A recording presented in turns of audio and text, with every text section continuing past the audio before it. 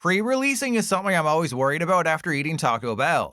It's also what begins on Saturday, July 4th for the new Pitch Black set, which won't come to Pokemon TCG Live until July 16th. This way you can get a sneak Pikachu with the 84 new cards, lamenting the fact that Ghost Veil was renamed to Hide and Sneak in English. On screen, you can see the basic details of a pre-release, which typically costs $25 to $30 depending on where you live. The biggest changes from the main game is that you build 40 card decks instead of 60, and there's just 4 prize cards instead of the usual 6. Another major thing you have to be aware of is that there's no card limits. For example, the Miraidon kit comes with 4 Miraidon. If you happen to pull another 2 or 3 Miraidon from the 4 packs in your kit, you can play all of them. Why you'd want to do that, I have no idea, but it is an option. Also, the biggest piece of advice I can give you is to always go first. Well, I guess the biggest piece of advice is to wear deodorant, but we all know you'll ignore that. Anyway, in case you missed my short ranking them, the 4 pre-release promos for Pitch Black are Dhelmise, Bastiodon, Miraidon, and Slowbro. Originally, Dhelmise seemed like an unstoppable force.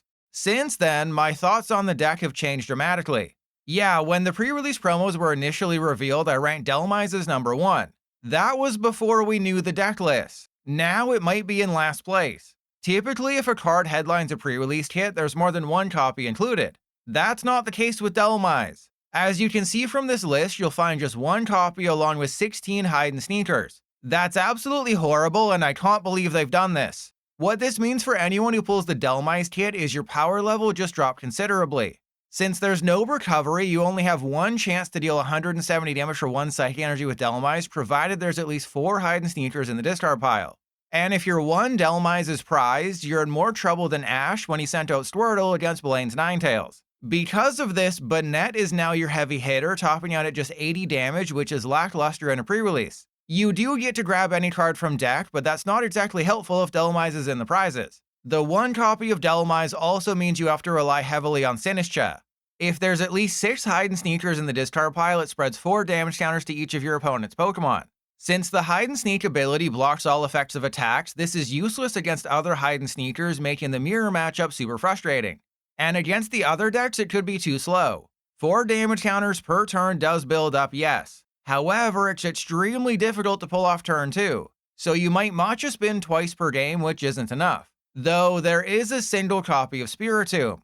This guy quadruples the number of damage counters on 2 of your opponent's Pokemon, so if the game happens to go long, there's a chance Spiritomb takes your 2 final prizes. But it requires at least 13 hide and sneakers in the discard pile. Except odds are you'll either deck out or give up 4 prizes before that even happens. I know I'm being a little overly harsh on the Dhelmise kit, I just expected this to be one of the most broken pre-release decks of all time. At the very least, getting sneakers in the discard pile overall should be easy, it just might take a couple turns. Gwyn discards up to 2 Pokemon from hand, drawing 3 cards for each. Iris discards 1 card from hand, drawing you up to 6. This is along with 4 Ultra Ball, which discards 2 cards from hand, getting any Pokemon from deck. But unless you have an insane opening hand with 2 Ultra Ball and maybe a Gwyn, the odds of a turn 1 going second 170 damage Dhelmise attack are almost non-existent. Unless you're facing Slowbro and they aren't paying attention and give you a Prism Tower. What I imagine the strategy will be is hoping you start that 1 Dhelmise in your opening hand. If you do, you might be dealing 170 damage multiple times and the deck lives up to the hype. Otherwise, you have to hope for Telepathic Energy, which you can attach to a Shuppet or Banette to bench 2 Psychic types. From there, deal 80 with Banette, getting any card you need. Where Sinistcha will be best, I think, is against Miraidon. This guy hurts itself with every attack. So after 1 Puppet Pull, Miraidon has 40 hit points remaining, leaving it wide open for a matcha spin. That all being said, if you want any chance of truly dominating a pre-release with Dhelmise, your 4 packs are going to be integral. Luckily, Dhelmise isn't uncommon.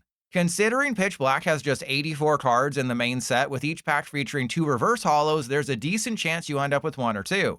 If you get any, add them immediately, cutting Spiritomb and maybe some Grass Sneakers. Similarly, if you open any more Gwyn, remove Iris's Fighting Spirit for them. Again, decking out is a real possibility, but you gotta go fast with this kit to win. Tropius, meanwhile, can help pretty much every pre-release deck. It looks at the top 6 cards of your deck and grabs all the Pokemon in there, which is perfect ahead of a Gwyn. The only downside is that you'll never attack with it, since Solar Beam also requires a Grass Energy. And while you can add Drillbur for basics, 2 Telepathic are included, so it's not nearly as necessary. Overall, I am disappointed by the Dhelmise kit. There's too many hide and sneakers and not enough Dhelmise. If you do get it, pray to Arceus, there's several Dhelmise in those 4 packs. Honestly, with Dhelmise accidentally sitting on its Pokeballs, Miraidon might now be the best kit. I kinda ragged on the thing including Vikavolt, who does an unnecessary 280 damage, but now that seems absolutely bonkers given how well-rounded the kit is. Well, except for the lack of draw support. Anyway, the only Pokemon here are Miraidon and the Vikavolt line. Miraidon's the shining example of always wanting to go first in a pre-release. If you do, you can attach an energy turn 1, then deal at least 90 damage the following turn, provided you find a second energy. Best of all, when Miraidon's knocked out by damage while in the active, you can move 2 basic lightning from it to a bench Pokemon. For new players, be aware that this ability does not activate if it's KO'd by an effective attack like Sinistra's Matcha Spin. Nor does it work if you beat yourself off, as Thunder also hurts Miraidon for 30 damage. And if you put a Voltaic energy on Miraidon, that's special energy, so it's not passed back either. Also, be aware that Banette does 80 damage and Miraidon has 120 hit points, so 2 Thunder could be very bad news. But the main star of this deck is Vikavolt. For a single Lightning Energy, Quick Dive does 50 damage to any one of your opponent's Pokemon. This just so happens to be enough to KO a bench Shuppet or Poltergeist. On top of that, there's 4 copies of Voltaic Lightning Energy in the kit. Attach this to a Lightning type, their attacks do 20 extra damage to their active, and it stacks. So for a Quick Dive with 1 Voltaic attached, you can either deal 70 damage to their active or 50 to a bench Pokemon. Basically, if their active is a Sinistcha, you can KO it with a Voltaic Quick Dive. If it's on the bench though, you're only doing 50 damage. Voltaic Energy is super important in this deck as it allows Vikavolt to use Giga Railgun. Provided it has at least 1 Voltaic attached, Vikavolt can use this attack, dealing 260 damage for 2 Lightning. So if you have 1 Voltaic on Vikavolt, that's up to 280. The combo with Miraidon is clear. Attach your basic Lightning to Miraidon and launch an attack if you can, KOing anything with 90 or less hit points like Banette or Sinistcha. Then let your opponent KO Miraidon through damage, sending that basic Lightning to a bench Pokemon like Groudon or Charjabug or Vikavolt. Alternatively, you could just put Miraidon in the active to soak up a hit or 2, attaching to your bench Pokemon instead. My main concern here is the draw power of the deck. 4 Hilda is a little overkill, grabbing any evolution and energy from your deck. That's along with just 2 Lilies and 2 Brock Scouting and 1 MC's Hype. You'll pretty much only ever see MC's Hype in a pre-release since the format starts with 4 prizes. As for best pulls, if you get lucky and pull a Mega Zeraora EX, absolutely add a single copy. Just be aware that you almost always want to save your Mega for last. Leading with it is risky since it gives up 3 prizes. Though in the case of Zeraora, you can be dealing 120 damage by turn 2. Drillbur and Tropius are useful here as well, helping find Pokemon. And if you happen to pull both an Electrike and Manectric, definitely include them. Manectric's Flash Barrier makes it immune to damage from evolutions. Every pre-release kit has evolutions in them, meaning you have a chance to win every game if this guy enters play. Aside from that, I think this is the best overall deck for Pitch Black pre-releases. You can definitely cut a Hilda, a Miraidon, and maybe a Grubbin to make room for more consistency, especially if you pull a Gwyn.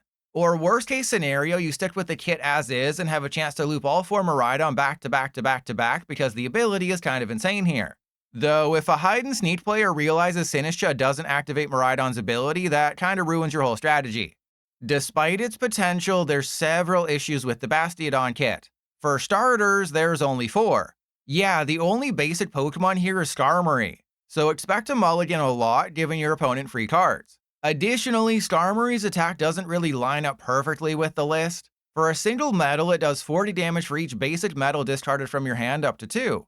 Except there's only 8 basic metal energy to go along with 2 magnetic energy. Sure, you can always add more basic metal, but it creates a potentially rough scenario where you might only be dealing 40 damage early. The overarching strategy here is that you're supposed to discard those basic metal with Skarmory, then use Felipe to accelerate them to Bastiodon. But there's only 2 Felipe in the kit, and Skarmory is the only way to discard energy. I was originally worried about how difficult it would be to deal with Bastiodon's ability in the pre-release environment. Now if you can't find Felipe, Bastiodon's basically destroyed. Because I don't know if you noticed, but Skarmory is weak to lightning and it isn't surviving against Miraidon. But the main purpose of Bastiodon is to annoy your opponent. When it's on the bench, your opponent's Pokemon with 2 or fewer energy can't deal damage. This will cause a lot of controversy at pre-releases because Sinistra's attack is an effect, not damage. And people will definitely forget that putting Bastiodon in the active means its ability no longer works. So if you pull this kit, try to ensure you have 2 Bastiodon in play at a time and you're always counting how many energy are on their active. Though 3 energy isn't really a problem for Miraidon. Anyway, between 2 petrol, 3 fossil quarry, and 4 armor fossil, getting at least 1 fossil down turn 1 is highly likely. If you have petrol in your opening hand, grabbing fossil quarry so you can bench 2 armor fossils is going to be the play 90% of the time. Then while you're hopefully doing things with Starmie, you're attempting to get a Bastiodon up and running on the bench. I wouldn't recommend attacking with Shieldon too much though. Yes, it discards an energy from their active, but dealing only 50 damage isn't great, and a fully powered up Bastiodon can KO everything with Hammer in. There is one card in your packs that could absolutely save your kit, and that's Relicanth. For a single energy, it does 10 base damage plus 30 more for each fossil on your bench. Considering there's no limits in a pre-release, you could put 6 or 7 armor fossils in your deck, dealing a potential 160 damage turn 1. Relicanth isn't uncommon, so if you find any, add all of them to your deck immediately. Oh, and speaking of fossils, remember that they can't retreat. Instead, you can discard them directly from play. Elsewhere, Tropius is always good, while Drillbur isn't as useful since there's barely any basics. That being said, if you pull a Mega Excadrill along with a Drillbur, this guy is insane. To go along with 340 hit points, it can deal damage and mill 2 cards or simply one-hit KO everything you come across. Best of all, it works with Felipe. Same with Bronzong, who's alright. Metal Block does 120 damage and reduces incoming damage by 100, which could buy you a turn. You just need to pull both a Bronzor and Bronzong. All in all, you shouldn't be too scared of Bastiodon. While needing 3 energy to attack if they have 1 on the bench is annoying, just attach your energy properly and you should be fine. I have several concerns with the Slowbro kit. You probably already spotted one of them, which is a distinct lack of energy. Yeah, there's just 3 basic Psychic, 2 Telepathic, and 2 Ignition. I know there's an energy recycler for those basic Psychic, plus 2 energy search to find them, and having too much energy in the deck could be a problem. But this is a big yikes either way. The whole strategy with Slowbro is to always have a 0-card hand. That's kind of a major problem in a pre-release because it creates a distinct lack of consistency. And with only 7 energy, just 3 of which can be recovered, you have to be extremely careful of which cards you discard and when. Otherwise, you'll be stuck attaching an Ignition energy to Slowbro, dealing 110 damage with Zen Headbutt. The good news is that will leave a Miraidon with 10 hit points left. The bad news is that Ignition's discard at the end of your turn and there's only 2 total. To help the deck function, there's a 2/2 line of Silvally. If you have 0 cards in hand, call a buddy, grabs any supporter from deck. There's 5 total, including Hilda to find a Slowbro and any energy, Petrol for Prism Tower or any other trainer, and AZ's Tranquility, which is a card that exists. Because you can only play 1 supporter and attach 1 energy per turn, discard cards are important. Prism Tower gets rid of 2 from hand to draw 1, while Ultra Ball discards 2 to find a Pokemon. And that's where a lot of the problems with this deck are going to come from.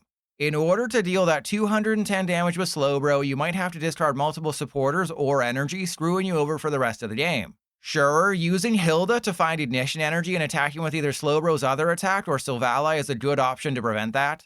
But there's only 2 Ignition in the entire list. What I will say is that if your draws line up, this could be a really tough deck to beat, looping 210 damage attacks. There's just so much that could go wrong, I don't think it'll win consistency. Oh, and when you're facing Slowbro, don't forget that you can also use their Prism Tower. As for cards that might improve Slowbro, first and foremost is Thievul, as the first attack requires you to have a 0-card hand. If you do, it can copy the attack of any of your opponent's Pokemon, though it does require 2 energy. Unfortunately, Slowbro's just better. And it's not like Thievul can copy Giga Railgun, as you won't have any Voltaic Lightning. So ultimately, I say skip it. Otherwise, there's Mega Slowbro EX. This guy also evolves from Slowpoke, but requires 3 Psychic Energy to attack. If you can fulfill that, not only does Mega Slowbro deal 180 damage, anybody who hits into it next turn takes 120 damage to the face. Just be aware that this could create a rare sudden death scenario where both actives are knocked out at the same time, letting you both take your final prizes. So if you do pull a Mega Slowbro and decide to play it, ask the tournament organizer what to do in the event this happens. Since every pre-release kit comes with 4 packs of Pitch Black, there's a chance you can pull any of the nearly 140 cards in the set once you factor in secret rares. And believe it or not, it is possible somebody could whip out a full art Crushing Hammer at some point. But one card I didn't talk about is Dark Bell. This is an item that confuses both actives unless they're dark types. What you could do is play this when you have a pre-evolution in the active, then evolve it, which removes all status effects. This way your opponent might have to retreat or flip through confusion. If it's heads, they attack as normal. If tails, the attack fails and they punch themselves in the balls for 30. Additionally, we have Gladion's Final Battle. If it's the last card in your hand, your active does 80 more damage provided it isn't an EX. Slowbro doesn't really need Gladion since 210's already good in a pre-release, but someone like Banette might benefit from the plus 80. There's a bunch of other EXs you could run into at a pre-release, but they're either not very good or have to evolve from something, severely lessening your chances of seeing them. To quickly wrap up my thoughts, Miraidon seems like the best deck based on my initial reaction, though this seems like a super balanced pre-release overall with no overwhelming favorite. If you do get the Miraidon kit and pull an Electrike and Manectric, add them to your deck and you just might win every game if you get Manectric into play. Dhelmise is a massive whiff of a kit, but if you happen to get even one more Dhelmise in your packs, it will be hard to beat. Bastiodon will probably mulligan 6 or 7 times, giving your opponent that many free cards because it only has 4 basics. Try to add some basics from your packs if you can, with Relicanth being by far the best. Finally, Slowbro. This is the perfect example of a glass cannon deck. When it works, it'll seem unstoppable. But if you have a handful of energy or supporters and no discard cards, well, you'll know why I'm so low on this. If you have any questions about pre-releases I forgot to answer here, or want to brag about how well you did with a deck I said was bad, post away in the comments.